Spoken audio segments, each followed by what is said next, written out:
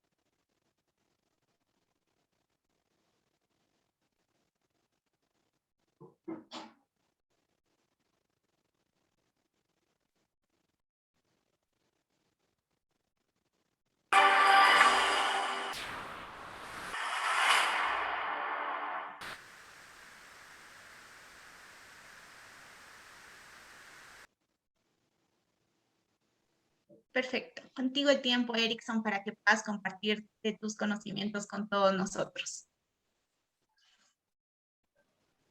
Hola, muy buenas tardes. Bueno, primero que todo, esperar por acá que me proyecten la presentación y ya vamos a comenzar.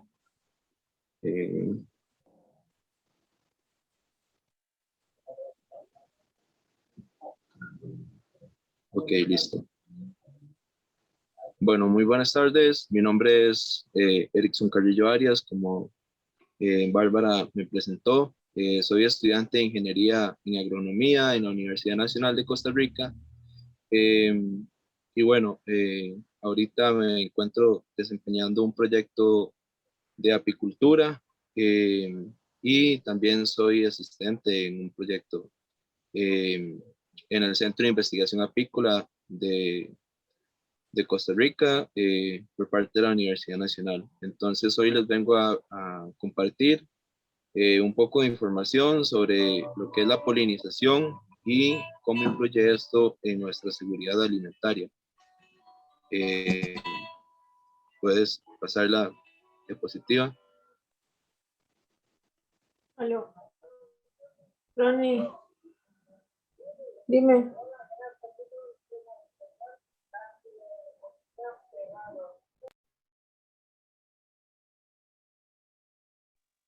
Ok, perfecto. Entonces, dando un recuento, ¿verdad?, sobre lo que es la alimentación, algunas visiones, ¿verdad?, sobre esto. En 1918, em, la Declaración Universal de Derechos Humanos con el Protocolo de San Salvador, la FAO instituyó lo que es el derecho humano a la alimentación. En el 1996, en la Cumbre Mundial de la Alimentación por la FAO, bueno, la FAO es la Organización Mundial por la Agricultura y la Alimentación, esto en 1996 en Roma, se instituyó la política de seguridad alimentaria y en el 2001, en el Foro Mundial sobre la soberanía alimentaria en Cuba, se instituyó lo que es la soberanía alimentaria. Inicialmente, ¿verdad? El derecho humano a la alimentación, este es fundamental y lo que dice es que todas las personas tenemos el derecho a tener una adecuada alimentación para nuestra subsistencia, ¿verdad? Ninguna persona sobre la teoría de este derecho debería de pasar hambre ni desnutrición. Entonces de esto surge, ¿verdad? Los conceptos de seguridad alimentaria y soberanía alimentaria que veremos próximamente. Puedes pasar la diapositiva.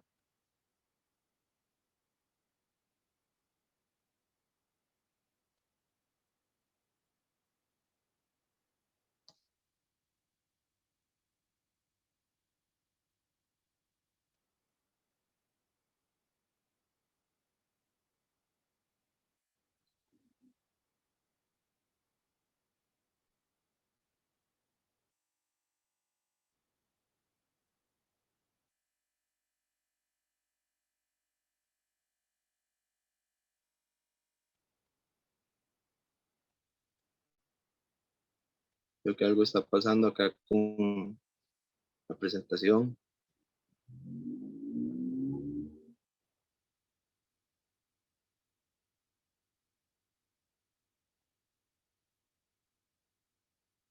Ok, perfecto. Ok, ya me dieron el permiso de pasar.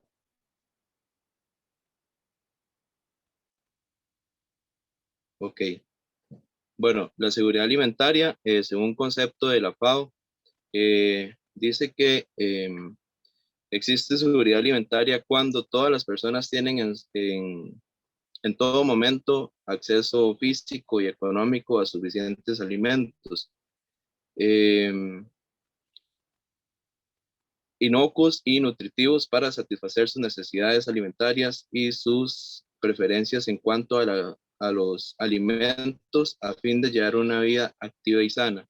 Por eso puse como imagen el triángulo de la nutrición o la dieta adecuada. Esto quiere decir, ¿verdad?, que tengamos acceso a todos los alimentos que sean nutritivos para nosotros. Esto empezando, ¿verdad?, por lácteos, cereales, frutas, verduras, proteínas de origen animal o origen vegetal. Y bueno, también carbohidratos, ¿verdad? Entonces, la seguridad alimentaria es este concepto, ¿verdad? Que todas las personas tengamos en todo momento acceso físico y económico a una cantidad suficiente de alimentos que sean inocuos y nutritivos.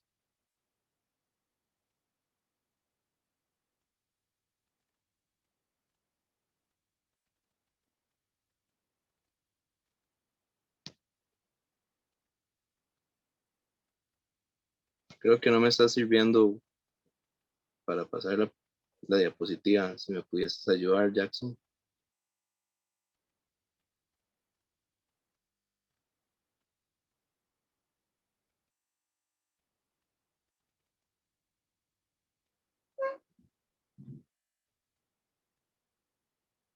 disculpas por las fallas técnicas, pero bueno, esto es así, la virtualidad.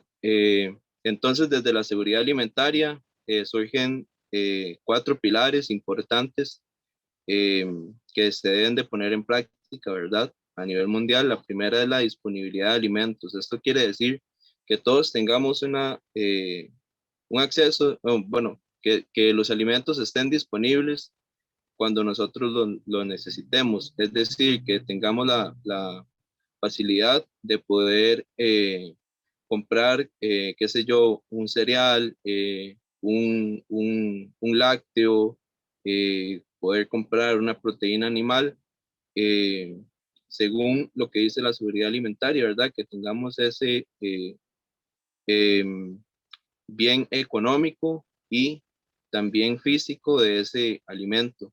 Eso quiere decir la disponibilidad de los alimentos. Ahora, la estabilidad del suministro es muy similar. Eso quiere decir que siempre debería estar este alimento, ¿verdad? Para poder comprarlo. Eso quiere decir que no puede faltar, ¿verdad? En nuestra alimentación y que ojalá pueda estar en un supermercado o en algún lugar de suministro de alimentación donde podamos ir a comprarlo, ¿verdad?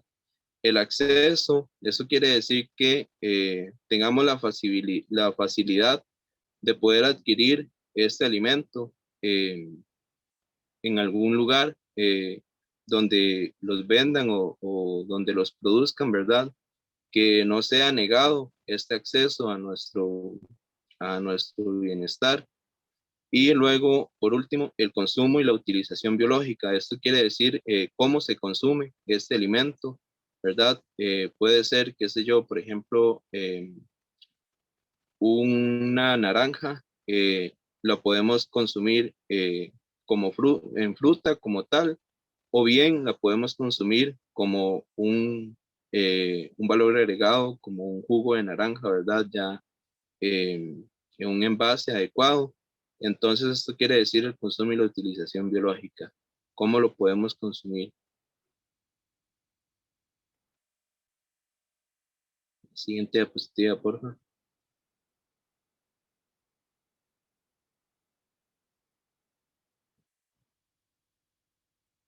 Ok, ahora el concepto de la soberanía alimentaria. La soberanía alimentaria nace desde el concepto de la vía campesina. Esto es un movimiento campesino a nivel mundial, donde hay personas agricultoras, pequeños, medianos productores y personas de la ciudadanía preocupados por su alimentación, ¿verdad? Entonces, lo que quiere decir el concepto es el derecho de los pueblos a alimentos nutritivos y culturalmente adecuados, accesibles, producidos de forma sostenible y ecológica, y su derecho a decidir su propio sistema alimentario y productivo. Ok, ¿qué quiere decir esto? Como bien mencioné, este es un concepto que nace desde personas que están eh, inmersas en el sistema productivo o bien eh, que están preocupadas por su forma de alimentarse, ¿verdad? Entonces, este concepto se adopta tomando en cuenta esas preocupaciones de las personas de dónde vienen sus alimentos y cómo se producen. Entonces, las personas pueden elegir, ¿verdad? Dónde lo compran, cómo lo compran, pueden preguntar eh, de cómo fue producido este alimento. Bueno, esto es llamado trazabilidad. Entonces, este es el derecho, ¿verdad?, de las personas de poder consumir lo que ellos prefieran y como lo prefieran, ¿verdad? Siempre y cuando que sea de forma saludable. Luego, igualmente a la seguridad alimentaria, en la soberanía alimentaria se fomentan 6 pilares. Estos pilares, el primero de ellos es la disponibilidad, igualmente en la seguridad alimentaria, ¿verdad? Que este alimento esté disponible para poder adquirirlo, que sea adecuado.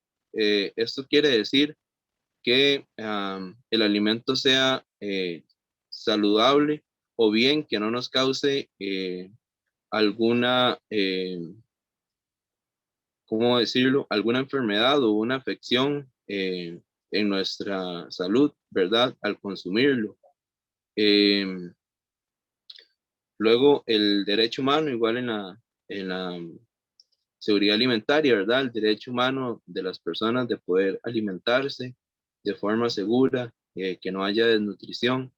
Luego, la accesibilidad, igualmente, que podamos tener el acceso a comprar, a poder consumir estos alimentos. Luego, la sostenibilidad, aquí es un punto muy importante respecto a cómo se produce el alimento y todo el sistema inmerso en esta producción, ¿verdad? Como podíamos ver en el video, el uso de plaguicidas, el uso de diferentes agroquímicos se está usando en mucha cantidad, ¿verdad? En la producción de alimentos.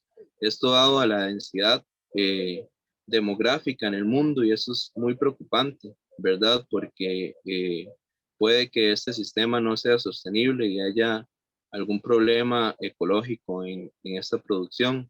Y bueno, y culturalmente aceptado también, que cada región tiene su propio sistema productivo, ¿verdad? O sus propias costumbres de consumo, sus plantas nativas, por decirlo así. Eh, por ejemplo, ¿verdad?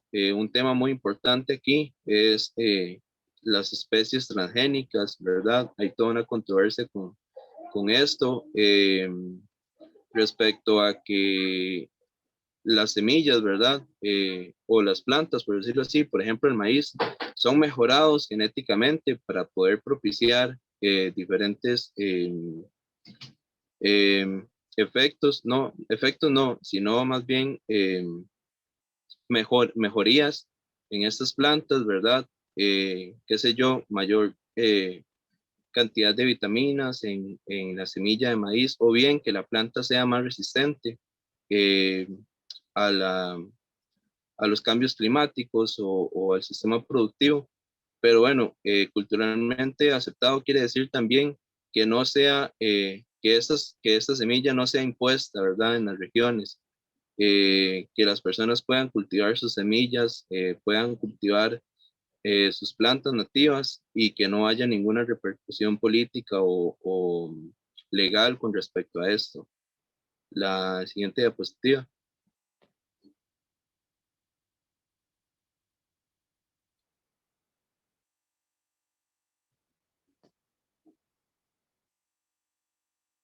Ok, un tema muy importante aquí es la crisis alimentaria, ¿verdad? Tomando en cuenta lo que vimos sobre seguridad alimentaria y soberanía alimentaria. Eh, Ciertos puntos a discutir, ¿verdad? La diversidad de dietas por cuestiones culturales, sociales, económicos, sistemas productivos, la vida cotidiana, entre otros, tiene una repercusión muy fuerte, ¿verdad? Sobre los sistemas productivos, eh, o bueno, sobre la producción, ¿verdad? De alimentos y sobre cómo las personas están consumiendo estos alimentos. Un tema muy importante, cultural, ¿verdad? Eh, Respecto a lo que es la producción de productos cárnicos. Eh, Hay toda una controversia, ¿verdad?, entre las personas que son gustosas del consumo de proteína cárnica y las personas que son, que van en contra de esta producción, ¿verdad? O bien no desean consumir proteína de origen animal. Pero esto también tiene que ver un tema importante, ¿verdad?, de ambiental sobre la producción de carne, cómo contamina, ¿verdad? Eh, si no se hace un manejo adecuado de esta producción. Eh, por ahí también, bueno, el tema de las grasas lo tomo en cuenta como la comida rápida, ¿verdad?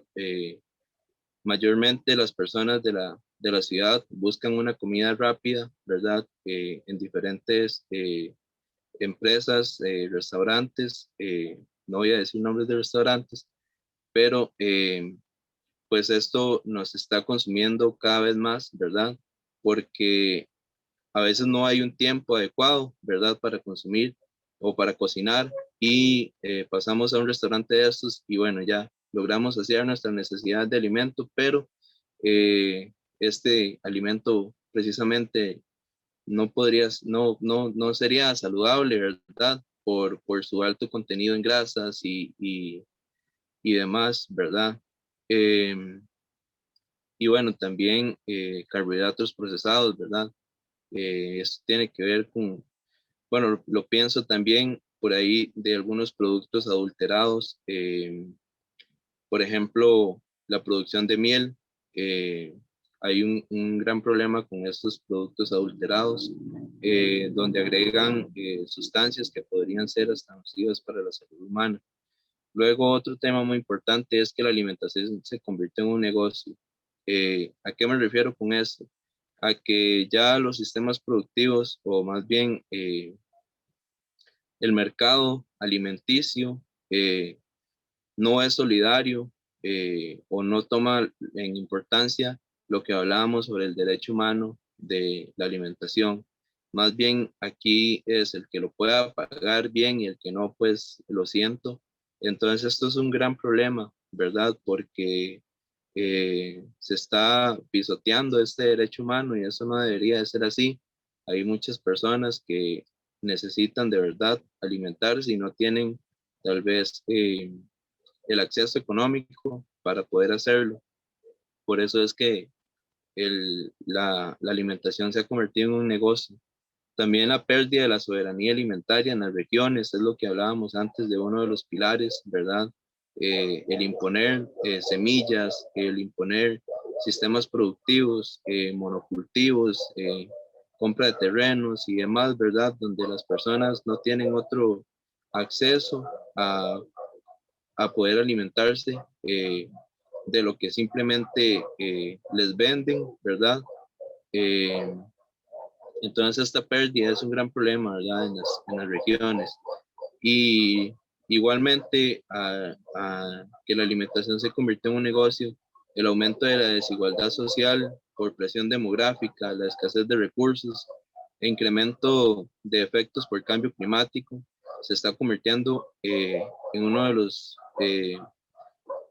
por decirlo así, preocupaciones en esta crisis alimentaria, ¿verdad? Donde la distribución de la riqueza eh, es muy desigual, ¿verdad? Entonces, pocas personas tienen mucho dinero, mucho acceso a muchas cosas y muchísimas personas tienen muy poco acceso, ¿verdad? A muchas cuestiones como es la alimentación. Eh, y también, bueno, la presión demográfica, ¿verdad? Está incrementando esta crisis alimentaria, donde se necesita producir más porque hay más bocas que alimentar, pero si seguimos con la desigualdad social, aunque se controle la presión demográfica, la crisis va a seguir igual, ¿verdad? Y los efectos de cambio climático por contaminación seguirá también aumentando esta crisis alimentaria. En esta imagen podemos ver en una protesta de un grupo indígena mexicano, salieron con un rótulo que dice, me muero de hambre, no de coronavirus. Esto debido a que por las presiones de, de cuarentena, ¿verdad? Y políticas para poder prevenir el contagio en toda la población, pues el gobierno o la sociedad como tal se olvida de estas regiones, de estas poblaciones, ¿verdad? Que son un poco alejadas de la parte más central de la ciudad y pues entonces eh, hay una repercusión muy fuerte, ¿verdad? En esta seguridad alimentaria. Estas personas pues no tienen un buen acceso y pues necesitan alimentarse. Entonces, por eso este cartel, ¿verdad? Que es muy, muy llamativo, ¿verdad? Y nos hace pensar que realmente algo muy preocupante está pasando en el mundo. La siguiente diapositiva.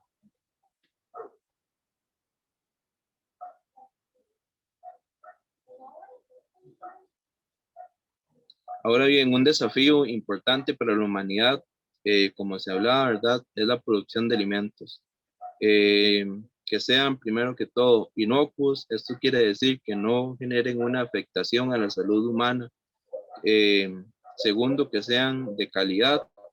Esto quiere decir que sea un producto fresco, que sea un producto agradable a la vista y que se pueda consumir, ¿verdad? Eh, y por último, que tenga la aceptación de un ente regulador de estos alimentos, ¿verdad? Ya sea en, en proteína animal, por una veterinaria o un veterinario, ¿verdad? Que es el aval de este producto, o un ingeniero en alimentos, o bien en productos vegetales por una ingeniera o un ingeniero agrónomo, ¿verdad? Que dé esta aceptación para que esos productos salgan al mercado. Em, la siguiente diapositiva.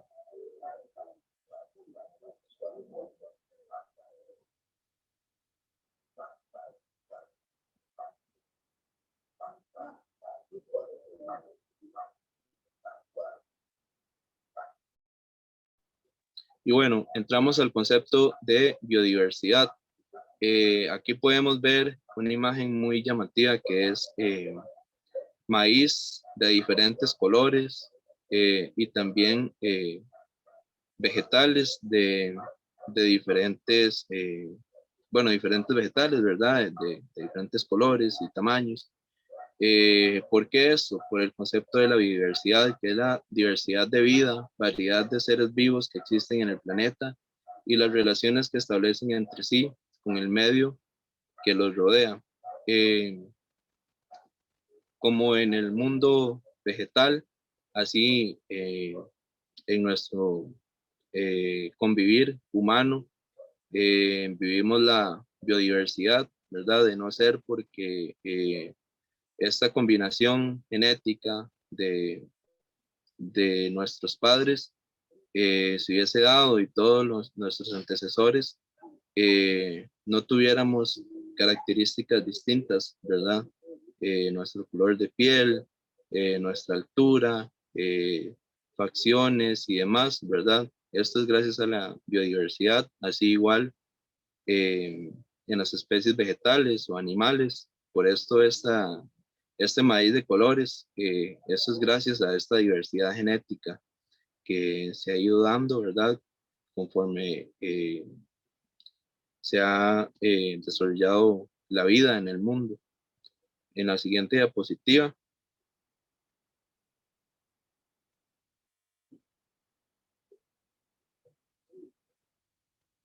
En la siguiente diapositiva entramos en el tema de la polinización como un servicio ecosistémico.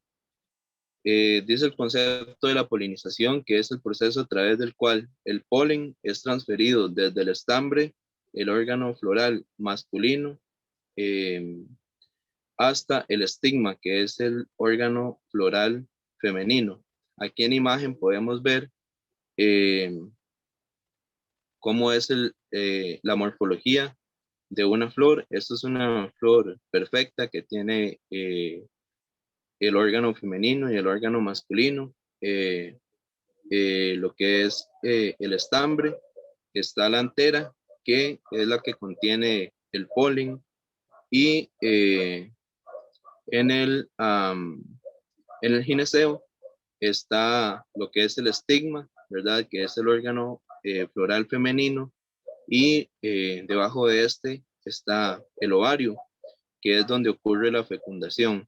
Entonces sigue el concepto. De esta forma se produce la germinación y fecundación de óvulos de la flor, lo que da un lugar a la producción de semillas y frutos. Gracias a la polinización podemos tener esta diversidad genética, ¿verdad? Biodiversidad de alimentos, eh, y también, bueno, de flores y de diferentes plantas, ¿verdad? En la siguiente diapositiva les explico cómo es que funciona la polinización.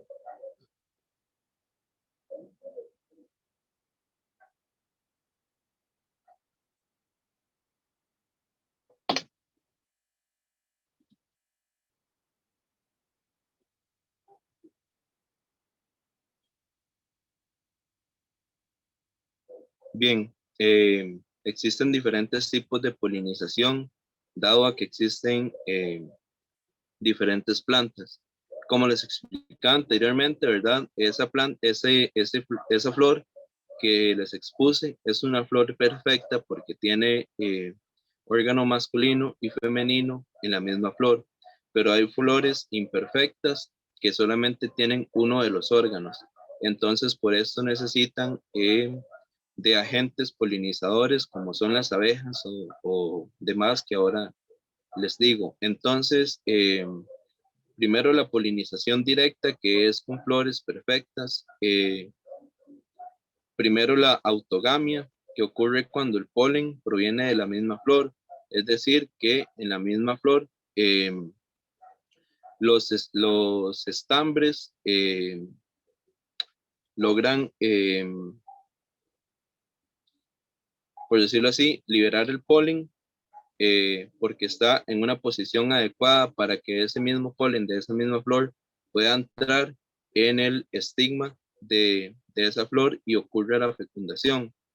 En algunas flores, este polen de este estambre eh, no es fértil en su mismo estigma, entonces necesita de otra flor, pero de la misma planta, eh, y esto es la heitogamia, ¿verdad? Que proviene de otra flor, aunque también de la misma planta, ¿verdad?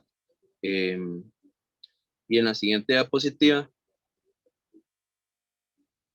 les hablo sobre la polinización cruzada. Eh, Esto es cuando los granos de polen se transfieren hasta una flor de otra planta, se clasifica una función del agente polinizador bueno, diferentes polinizadores. Esto es porque los granos de polen de una misma planta no son fecundos en su misma planta. Eh, Puede ser una flor imperfecta que no sea fecunda o una flor imperfecta, ¿verdad? Que necesita de otra flor, por ejemplo, una planta que tenga una flor con solamente el órgano eh, femenino, necesita de otra planta que tenga solamente el órgano masculino, ¿verdad? Entonces, por esto es la polinización cruzada y necesita de diferentes agentes polinizadores. Eh, la primera de ellas, la polinización entomófila. Esta es llevada a cabo por insectos, ¿verdad? Eh, Podrían ser abejas, abejorros, hormigas, avispas, escarabajos, moscas, mariposas y polillas, ¿verdad? Entre otros. También la polinización ornitófila, que es la polinización por aves, ¿verdad? Como lo que son los colibríes o diferentes tipos de aves de tamaño pequeño que consumen néctar. Eh, la polinización zooфila, que se da por consecuencia de la acción de animales polinizadores. Eh, Podría ser también, qué sé yo, que un mamífero se impregne de polen y consuma de otra planta. Entonces pasa este polen, ¿verdad? Por cuestión, eh, por decirlo así, aleatoria, eh, gracias a este agente, ¿verdad? Y bueno, la polinización anemófila forma parte de la polinización de este tipo abiótico. Entonces, podría ser como el viento, ¿verdad? Que se lleva el polen eh, volando y por cuestión aleatoria también cae en esta otra planta y ocurre esta polinización, ¿verdad? Y la polinización hidrófila, perdón, esto por cuestión de lluvia, ¿verdad? que esto genera que este polen, qué sé yo, pueda irse por medio del agua, impregne, podría ser bueno, cuando llueve, ¿verdad? Genera un efecto de rebote en el suelo. Puede que este rebote también lleve estas moléculas de polen y reboten sobre otras flores, ¿verdad? Generando esta polinización. Y para ir acabando con esta charla, en la siguiente diapositiva, un recuento rápido, ¿verdad? De algunos agentes polinizadores, de los más importantes para la alimentación, entre ellos el murciélago, murciélagos por lo general nocturnos, ¿verdad? Que consumen frutas y al consumir estas frutas puede que se paren encima de algunas flores y se impregnen de este polen, ¿verdad? Entonces pasan entre plantas consumiendo y dejando este polen. Si puede pasar la diapositiva, Jackson, gracias. También las mariposas, que son especialistas en algunos tipos de flores por su probóscide o su sistema mandibular, ¿verdad? Que son especialistas en algunos tipos de flores con estigmas alargados y tienen algunos sistemas, ¿verdad? Que este polen se impregna en su cuerpo y al pasar en diferentes flores y plantas ocurre esta polinización, ¿verdad? Luego también el colibrí, que tiene un sistema mandibular muy especial en algunos tipos de plantas, ¿verdad? Y su cuerpo tiene el mecanismo de que este polen se impregna y puede pasar, ¿verdad? Este polen por diferentes flores y diferentes plantas. Y las número uno, consideradas el animal más importante del mundo, por decirlo así, para la seguridad alimentaria, la abeja. En este caso, la Apis mellifera, que es la más conocida, ¿verdad? La abeja de miel, porque tiene diferentes características muy interesantes. El primero de ellos, ¿verdad? En su anatomía, eh, que son perdón, que son abejas o animales que logran polinizar muchos tipos de plantas, muchos tipos de flores y su cuerpo tiene el sistema, ¿verdad? Que puede transportar este polen eh, en diferentes plantas a una velocidad bastante alta, ¿verdad? Eh, y también, ¿verdad? Que son animales sociales que habitan una gran cantidad de abejas en una sola colmena y estas abejas pues generan un gran servicio ecosistémico, ¿verdad? Porque son muchas abejas polinizando al mismo tiempo, ¿verdad? Entonces, esto, pues, lo que hacen estas abejas básicamente no lo podría hacer ni una cantidad enorme de personas, ¿verdad? En el mismo tiempo que lo hacen las abejas. Entonces, son animales sumamente importantes para esto. Y creo que por ahí llegaría mi presentación. Cualquier duda o consulta, con muchísimo gusto y les agradezco su atención. Muchísimas gracias, Erickson, por compartir de tus conocimientos con nosotros. Me gustaría recalcar que existe seguridad alimentaria cuando todas las personas tienen en todo momento aquel acceso a los alimentos nutritivos para el organismo, ¿verdad? Como parte de nuestro programa, Erickson, en esta tarde te haré unas preguntas y la primera de ellas es: ¿qué pasa cuando una flor no es polinizada?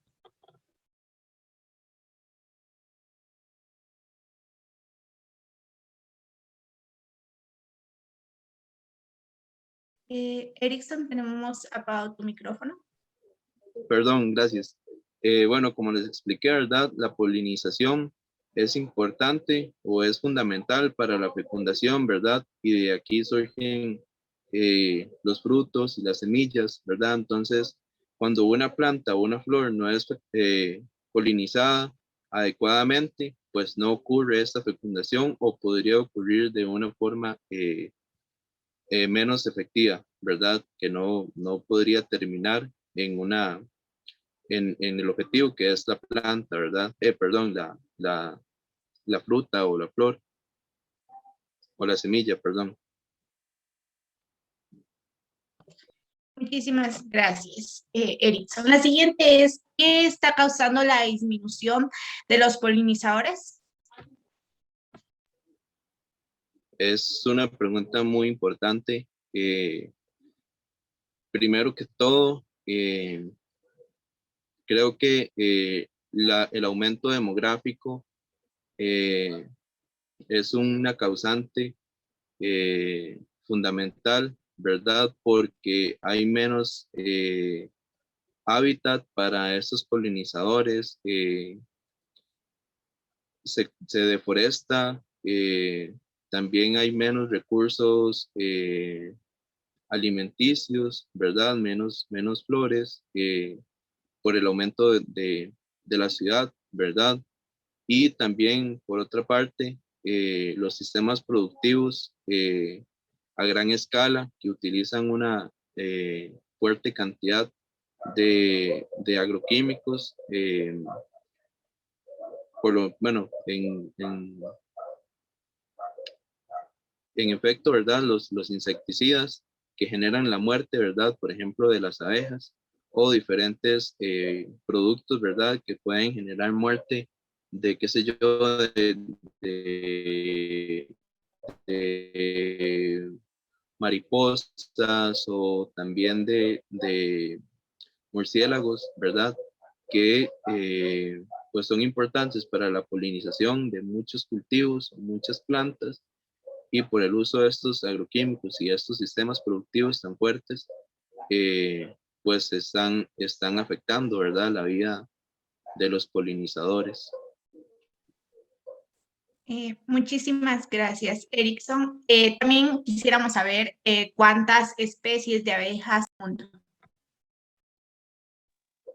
Bueno, científicamente se encuentra registrado alrededor de 20.000 especies de abejas en el mundo, donde más del 90% de estas son silvestres, ¿verdad? Esto quiere decir que se encuentran en hábitats forestales, ¿verdad?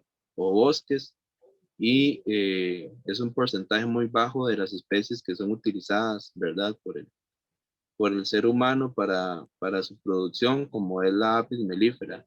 Eh, y un dato muy importante, ¿verdad? La mayor cantidad de especies son abejas sin aguijón.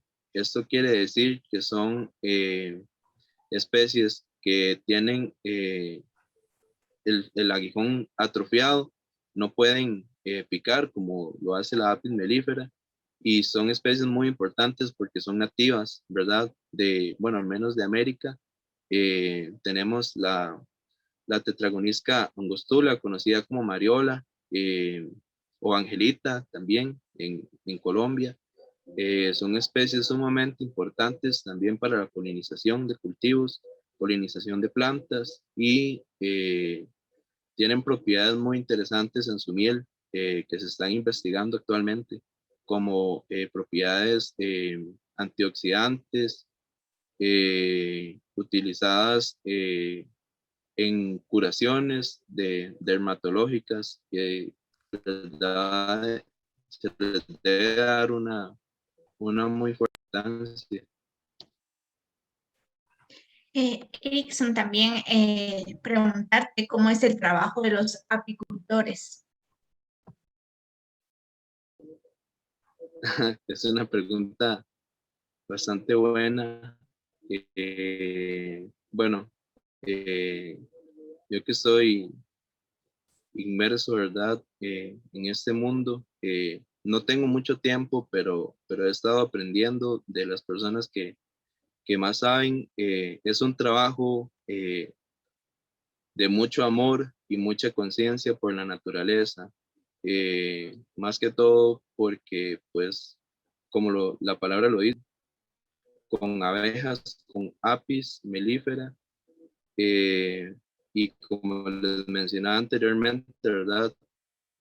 Son animales que son sumamente importantes para los ecosistemas, para la vida, para la biodiversidad.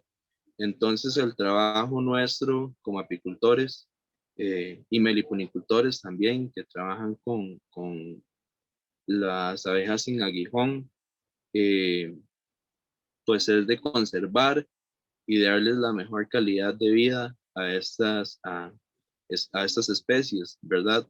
Eh, Nosotros lo que hacemos es buscar un sistema productivo, ¿verdad? Para poder adquirir diferentes productos como lo es la miel, el propóleo, la cera, el polen, de una forma sostenible, en convivencia con las abejas. Tratamos de darles, como les dije, la mejor calidad de vida, y poder generar un ecosistema agradable entre la producción.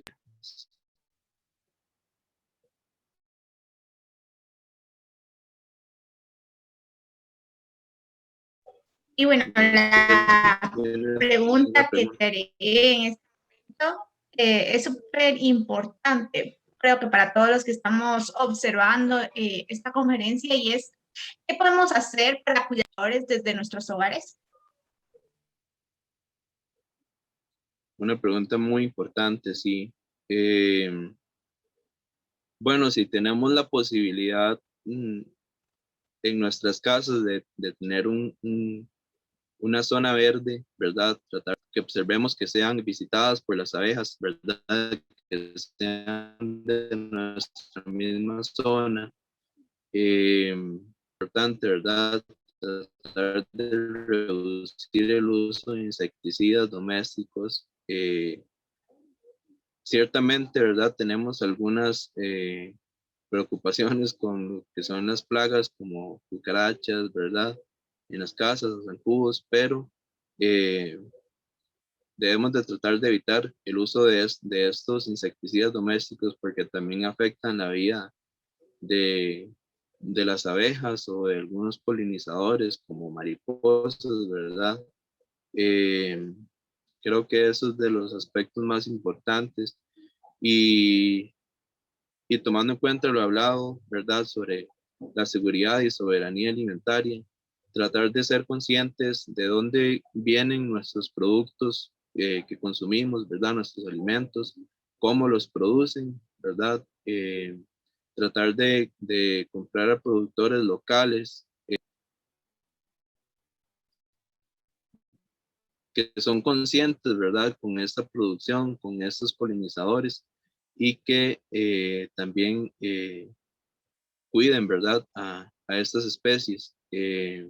Ciertamente, pues hay productos que requerimos comprarlos en los supermercados, pero creo que eso es de los puntos más importantes, ¿verdad? Eh, Poder sembrar flores, poder de insecticidas y ser conscientes de lo que comemos y de dónde vienen, ¿verdad? Muchísimas gracias, Erickson, de parte de la Organización Americana de Cooperación Internacional y Desarrollo Rural.